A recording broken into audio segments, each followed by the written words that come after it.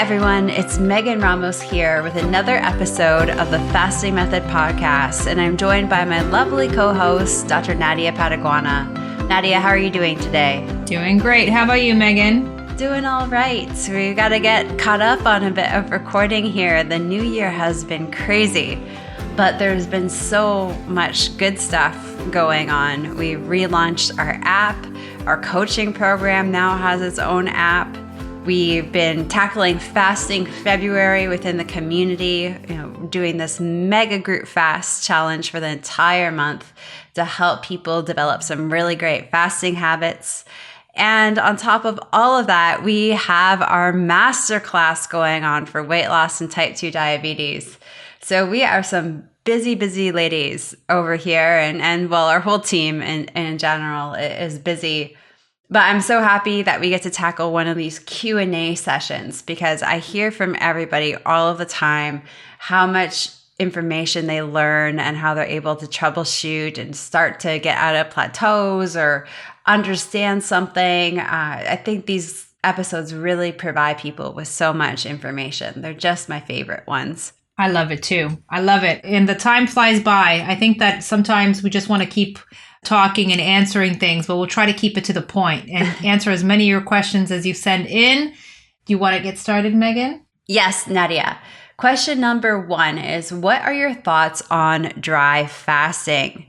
Now, dry fasting is not something that we do at the Fasting Method. And the reason why is that so many individuals that come to us have a lot of insulin resistance. And we know that when we have high insulin levels, our bodies retain a lot of water. And when we fast, our insulin levels drop down so rapidly. And when that happens, as the insulin falls, it sends a message to our kidneys saying, hey, kidneys, I'm coming down. So all of that water that I was causing you to retain, well, you can get rid of it. So people will start to experience increased urination, and sometimes the water loss is so significant, their kidneys can't handle it alone. So these individuals might experience some loose bowel movements or episodes of diarrhea just because their body's trying to purge that excess water. Now, in that water loss, you are going to also lose electrolytes, sodium, magnesium, potassium, so on and so forth. And this can leave us feeling pretty unwell and leave us being really dehydrated. Now, in the biohacker space, dry fasting is a conversation that's happening more often. And part of the reason in the biohacker space for dry fasting is a lot of people are trying to do it because they're not necessarily going to lose as much water when someone who is fasting with insulin resistance, and there's less fiddling around with electrolytes, for example. But this is never a practice that we have felt comfortable with. Not for someone who is really trying to lose weight, reverse their type 2 diabetes, and tackle other metabolic diseases like PCOS and fatty liver disease. It's just not appropriate for them. Now, you probably have heard Jason and I reference our clinic was in Toronto, which is the most multicultural, diverse place in the entire world. So we did have a large subset of our patients who would fast every year for Ramadan.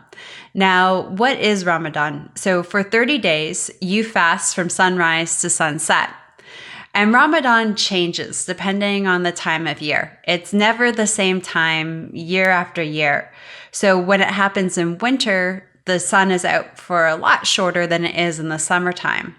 So during this time, when they're fasting, they're abstaining from everything, including fluids in many cases, such as water. But they're not even doing full fasting days. I mean, if it's in winter, they're doing 7 or 8 hours of fasting. And in the summertime, they might be doing 12 or 14.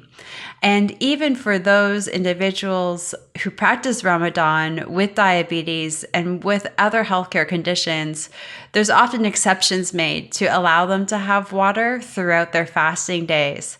When Jason and I worked with these patients, the fasts were often short, and in many cases, the patients did receive approval to add in some water because of their health conditions. So in general, we were never really concerned about those who did their fast, especially on the shorter days, so long as they were medically cleared to do it without water. But it's not something that we would ever recommend for 24, 30, 36, 42, 48 hours of fasting, especially those with metabolic syndrome. I know it's really controversial, and Nadia, I'm sure you must have some additional thoughts on this that you'd like to share. Yeah, well, hard to add to what you've already said because you basically hit both, I think, main groups of people that usually ask us about this. So the biohackers are not our community, not really. It's a growing number of people and they have, their own community with very smart people. And so if you feel like you're sort of in that group, I think that you're very unlikely to be coming to us for advice. Our major group of clients, members, whatnot, as Megan said, are people with metabolic syndrome, right? Insulin resistance. And maybe throughout your journey, because things change and you heal and things get reversed, maybe your thoughts on this might change and you might search for other people with different thoughts. We do get a lot. You mentioned the religious part of it, the religious fasts. I come from a country, of course, I also grew up in Toronto, but I come from a country where half the people do Ramadan. And so I often get this question, am I against dry fasting? As if that means I'm against Ramadan. And it doesn't at all. Our thought and our method, right? The fasting method is therapeutic and healing fasting for people with metabolic syndrome. So we're not talking about religious fasting, but you can incorporate both. And just like Megan said, I'm just really repeating, I'm a fan of repetition, but just like Megan said, there's a significant difference between fasting without water for 8 hours. That's basically going the night without, sleeping, without drinking water. No big deal. That's your overnight fast, right? And when people, and I know just from the people that I know, my culture, my friends, family that fast for Ramadan, they drink a significant amount of water and they eat a significant amount of food to make up for that time so that they can replenish their electrolytes.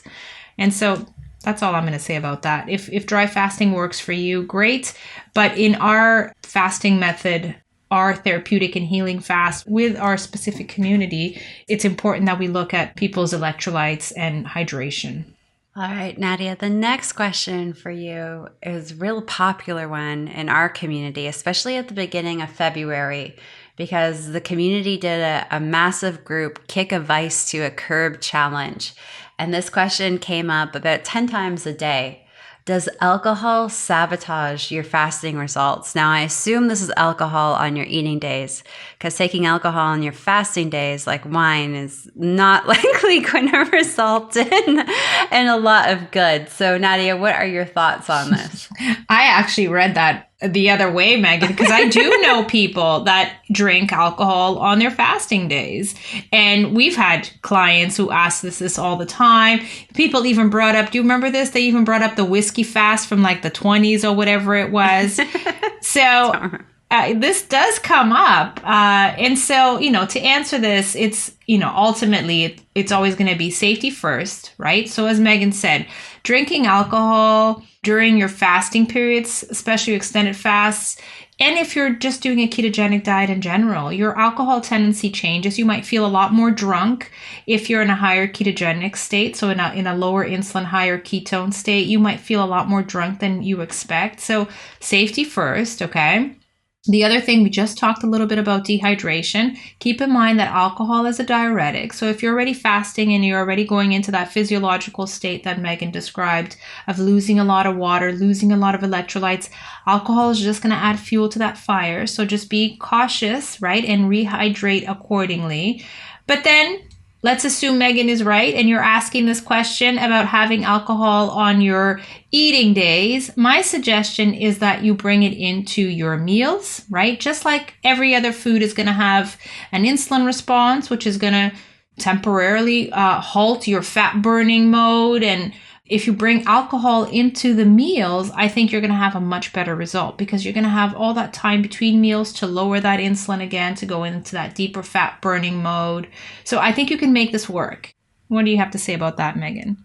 People notice they can be on the best ketogenic diets and really be fasting. And then there's a period of time, whether they decide to do a dry month that they just feel so much better and they lose so much more weight. And I think it's, if you're treating fasting like a therapeutic treatment, as you should, and you're really looking to reverse the disease, lose the weight in 6, 9, 12 months, then it's best to try to leave the alcohol out of the eating plan. I actually haven't had a drink since July of 2021. We went out for my husband's birthday and we each ordered a glass of wine, and for no real reason, we hadn't had a glass of wine in many months. I don't know why. And we each drank about half of our glass and thought, this just doesn't feel good. And I've so much enjoyed life. Sleep quality's been better. When sleep is good, everything is good. And alcohol really does. It ruins your sleep. And sleep, we often hear it referred to as a pillar of health, but it's the damn foundation of it as well. That all the other pillars are built upon. So that for me, it's to have that good quality sleep. The glass of wine just isn't worth it. All right. The next question is fasting more important than your diet? I get this question very often. And I think it stems a lot too from hearing Jason and I talk about our clinic patients. When we had our clinic in Toronto, we did have a group of patients whose diets had to remain what they were for various reasons. And believe it or not, there are extenuating circumstances where people really can't advocate for the type of food that they're having. Maybe they're living in a retirement home, a nursing home. Maybe we had newcomers to Canada that lived with large households of other relatives, and they were dependent upon their relatives for buying groceries. They had to eat what was purchased. We had other patients who had personal support workers that did their grocery shopping and cooking on an extremely, extremely tight budget. So we did have a lot of these patients with these truly unideal diets, next to no real food, zero real food, to be quite honest, in some cases. And we fasted them. We fasted these patients and we got some really great results. Are they going to be in optimal health? No. But an example of one woman who had a personal support worker, and I think the personal support worker was just not very happy in her own life. She had a fixed budget of $75 for groceries for the month in Toronto, which is one of the most expensive cities in the world to live in. That's not going to get you much of anything. So we're talking canned food, bagged food. And this woman was on insulin. She was on 110 units. She was on 4 oral diabetic medications. And we got her off insulin, doing 3 36-hour fasts a week. She was not allowed to snack. There was junk food, of course, but she had to eat her junk food with her meals. She couldn't eat it in between. She came off of 2 of the 4 oral diabetic medications, and she definitely improved her A1C. She brought it down to the high 6s from over 13. So is this optimal? No. But is it a lot better than where she was? Absolutely. So fasting is so critical. Meal timing is so critical and can have that much of an impact. Now, the nutrients that you get from real whole foods. For real health optimization, you've got to work your way towards eating a real food diet, a real whole food based diet without processed and refined sugars and processed and refined fats. You got to eliminate both. You can't just dish the sugar. You got to ditch the garbage fats like the seed oils. So if you're looking for optimal health, you've got to do that. But Nadia and I see this all of the time in our community. People who are coming to us doing these real whole food based diets, low carb, paleo, ketogenic. And we see people that aren't filling up on the fake paleo and keto foods either, but they're just eating all day long. And like that patient I described who got quite a bit better, but not all of the way better through meal timing, we're seeing the exact same thing for those individuals that are, say, on a real low carb paleo approach. They will lose 50 of that 80 pounds, but can't lose that last 30. They'll knock their A1C down from 9 to 6, but why the heck can't they get it to 5 or 4.7? Why can't they get it to more ideal ranges? And they'll come into consultations for a coaching program or come into our community forum and say, hey, team, do you think I'm just so broken? So we see the opposite happen in people who aren't fasting and that are really focused on their diet. They reach their goals like 70% of the way, 80% of the way, but they can't do that last 20 to 30%. So to really optimize one's health, you need to focus on both the fasting and the real food nutrition, because neither one of them is going to get you there entirely. They're all going to take you a nice chunk of the way there, but they're never going to optimize your health and leave you insulin resistance free unless you do them both. So is it better to fast than to not do fasting? Absolutely. I mean, if you can knock out the insulin and half of your medications, that's great progress. Your quality of life is going to be much better. Is it better to eat real whole foods? Yes, absolutely. You're getting all of the nutrients that you need. You're preventing a lot of disease, preventing a lot of other health issues. But without the fasting, you're never going to fully reverse that insulin resistance. It's important to understand that once you have insulin resistance, the insulin resistance itself drives the body to produce insulin. So you can eat no carbs, but if you have insulin resistance, your body's going to be producing insulin anyways. So this is why those individuals on these great diets are unable to go that last mile and reach their health goals. So you've really got to do both. In either regard, if you're not going to change your diet, you're absolutely better off doing some fasting. If you're not going to fast, then you're absolutely better off changing your diet. But to really optimize your health and get rid of disease, you've got to do both. Nadia, anything you'd like to add there? Again, hard to add to that because it's basically it. But it's because of your last point that I've often been asked. And a long time ago, I created my 5 pillars to metabolic health. And so I did categorize. If I had to put things in because ideally you do both. That's it right there. But if I had to sort of categorize these and sort of prioritize them, because that's what this question is asking, then I say that how you eat, right? And so how often you eat, because of that insulin resistance that drives insulin resistance, how often you eat is going to be my first pillar. I joke that it's the Beyonce of the show. It's the main event. It is the epitome of intermittent fasting, right? If a problem is insulin and insulin resistance, as Dr. Fung would say, then the solution is to lower insulin by eating less often. So I do prioritize that. Secondly, what time you eat, again, because a lot of nighttime snacking, regardless of what you're snacking on. And because the majority of people probably at this point coming to us are people that are coming from a quote unquote healthy diet, keto diet, you realize that eating too often, eating too late is really just going to be that obstacle to your success. And then number 3, of course, is what you eat. And 4 and 5 for me is stress and sleep management. Funny that you mentioned sleep in the last question. And so again, you need both. But if I had to prioritize, which is what this person is asking, that's what I would say. How often you eat. Second pillar is what time you eat. And number 3, what you eat. But these 3 together, of course, with stress and sleep management is what's going to get you there, which is what you want. You want to get there. You don't want to get halfway there, like Megan said. And you think about, I'm 37. So when I think about my grandmother's generation, my grandmother's no longer with us. She died in her early 80s.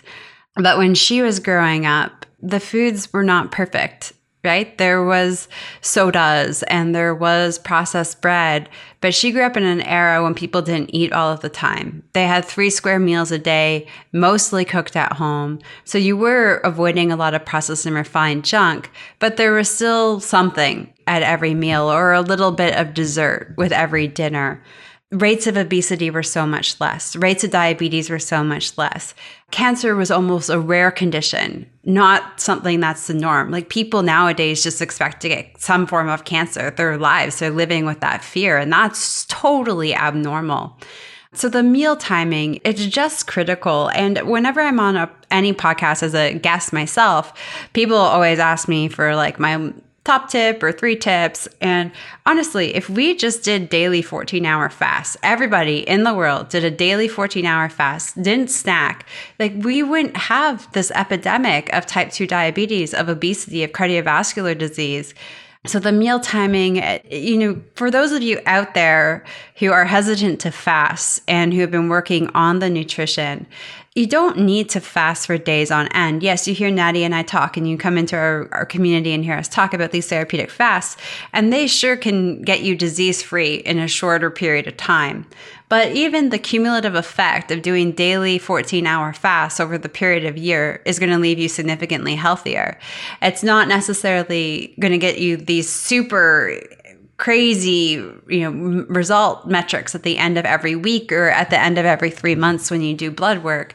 But at the end of the year, you're going to be a lot healthier. And so if we just went back, even if society started to go back to how things were in North America when my grandmother grew up, I mean, we would see rates of obesity and diabetes fall. Anyways, I'm very passionate about meal timing, so I'll stop talking now.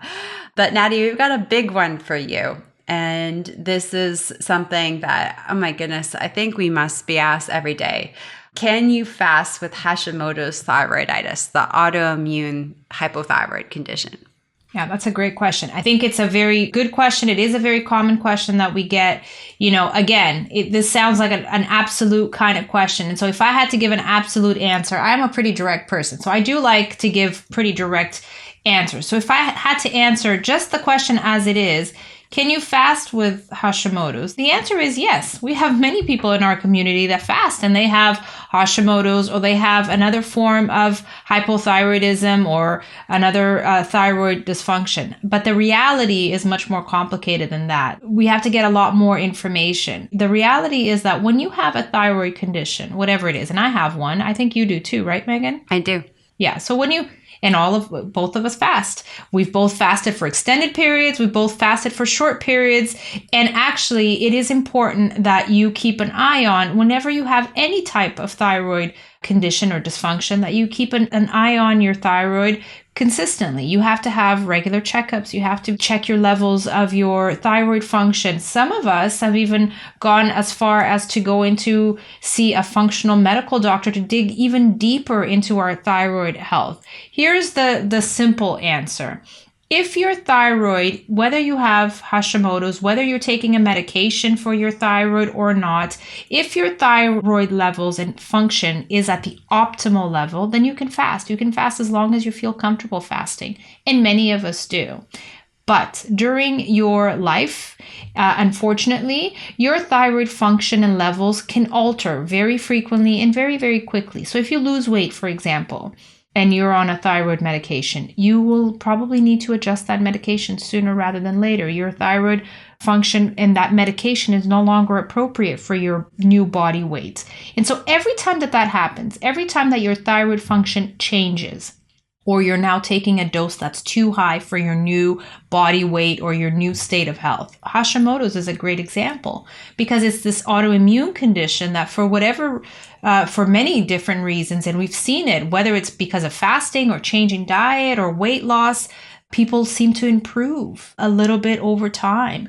And so if you're on a medication, or if your antibodies were previously much higher and now they're a lot lower, things change. And during that period of transition, whether you are adjusting your medication, and that does take a while, because whenever you're checking your thyroid, right? Your doctor may recommend a new and more appropriate dose. Then you have to check again in 5 weeks to see if that dose is at the appropriate level. It's usually done in this 5-6 week thing. So during that period of time, you may hear us say that you should not fast for longer than a period of time. It doesn't mean that you can't eat all the right foods. It doesn't mean you can't do TRE, which means time restricted eating, this idea that Megan and I are always talking about, full meals, no snacking. You can do and must and should do all of that.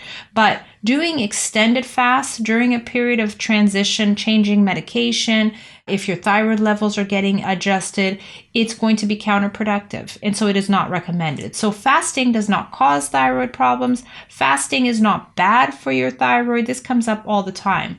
But if you're going through a period of time where you need to adjust your medication for your thyroid and your thyroid levels are off, you need to re-optimize those levels and that medication in order to be able to fast safely and comfortably for longer than, your regular night fast. Do you want to add something to that, Megan? Yeah, sure. We saw this all the time in the clinic, right? patients would come in, they'd have hashies, they'd want to do some fasting. They're feeling pretty good, right? They just wanted to come off their diabetic medication, lose some weight. So we would fast them, everything's going well. Then they're suddenly symptomatic of hyperthyroidism because there's so much inflammation being reduced in their body. And then we would say, okay, let's focus on good quality nutrition. Let's focus on meal timing, and we'll do some blood work. We'll adjust your thyroid medications. And once you feel good again, and the levels are looking great, then jump into a fast. So people would be off their fasting for a couple of weeks. They'd be doing good TRE, good eating for about 2 weeks. If they were compliant, went, did their blood work, came back for their appointment, and checked in with us. A question that I guess I want to add on, a sort of a sub question that I'm asked a lot that has to do with this, and I know we're going to get it in our email box about a dozen times after this episode, is can you reverse Hashis through fasting? Now, Hashimoto's thyroiditis is a disease it's an autoimmune condition, and it destroys your thyroid gland, the tissue itself. It also creates, there's tons of inflammation there. Now, fasting is absolutely going to reduce the inflammation. And what we've seen is if someone has a lot of thyroid tissue still left, meaning that the autoimmune condition hasn't attacked the thyroid and there's tons of thyroid tissue left, once we reduce the inflammation, there are many people in the low carb space and fasting space that have reversed their Hashimoto's thyroiditis. But if the Hashimoto's thyroiditis has gone untreated for a while or has been long-standing and not necessarily treated appropriately because many mainstream doctors are not quite sure how to treat it, then there's a good chance that there could be a lot of tissue that is damaged. And there's just no thyroid gland there, that after you remove all the inflammation with fasting and nutrition, the thyroid gland is not capable of producing the hormones it needs. So when I've worked with a Hashimoto's patient or client in the fasting method, this is the reality. We don't know how much functioning we're going to get out of that thyroid gland. So let's fast, let's reduce the inflammation, let's be mindful of these periods of time where you might experience hyperthyroidism. That's a bit of a celebration, even though you have to halt your fasting for a couple of weeks till you sort out your medications. It means that there's actually something happening with your thyroid that's working. So the goal is to get rid of the inflammation and to get people on the minimal amount of medication required. So that might be complete reversal or not needing medication and being able to mitigate it with an anti-inflammatory type of diet and fasting, or it might require medication, but we don't want to over-medicate and lead people to having swings in thyroid function and whatnot. And I mean, the same runs true for regular hypothyroidism. There's many people, including our own Dr. Nadia Ali, that just thinks it's a disease of inflammation, like regular hypothyroidism. And we see the same results, as inflammation improves, cellular inflammation, people start to become symptomatic of hyperthyroidism. We have to scale back for a couple of weeks before we ramp things up again. And then in a handful of cases, people are able to come off the medication. There's individuals too who have lost part of their thyroid gland. So, we just want to minimize inflammation to keep them on the less amount of medication. I actually have a thyroid condition where my body doesn't produce the enzyme correctly. There's a genetic mutation that converts inactive thyroid hormone to active thyroid hormone. So I'm going to be on thyroid medication for the rest of my life. But if I keep inflammation down, I'm not going to need tons of it. I get away with taking 15 micrograms of Cytomel in the morning and 10 in the afternoon, which is fantastic. I don't expect to get lower than that, knowing the condition I'm on. But at the beginning, and especially when I was living in a house that was full of mold and I was really sick and inflamed, I was taking upwards to 80 micrograms of Cytomel a day. So reducing the inflammation, getting out of that toxic environment, I was able to titrate it down. And of course, you want to minimize your medications as much as possible. All right, everyone. Thank you so much for joining us for today's Q&A episode. If you do have questions, please email us at podcast@thefastingmethod.com. We'll be sure to get to them during one of these episodes. And if you have any feedback about our podcast, please make sure to leave us a rating and a review over on iTunes. If you like this podcast, make sure to subscribe. We appreciate it. And if you want more information on fasting and how you can hang out with Nadia and I in our wonderful community, Nadia is hopefully going to have some big special events coming up, really geared towards women and fasting, which is actually next week's podcast. So we're going to be talking about that. So come back next week, but head over to thefastingmethod.com. Bye for now, everyone.